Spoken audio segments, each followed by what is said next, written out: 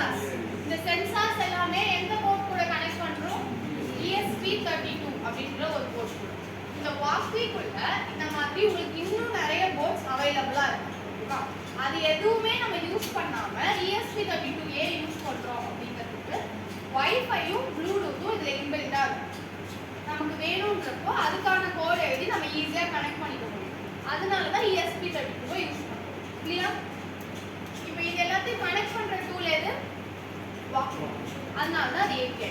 இது எல்லாமே தனித்தனியா உங்களுக்கு பிசிக்கல் ஹார்ட்வேராவும் அவைலபிளா இருக்கு. பிசிக்கலா அந்த போர்ட்லாம் கனெக்ட் பண்ணி ஈஸியில ட்ரிபிள்இல ஒரு லேப் காம்பிட்டா மைக்ரோ போர்ட் சிப் மாதிரிலாம் இருக்கும்.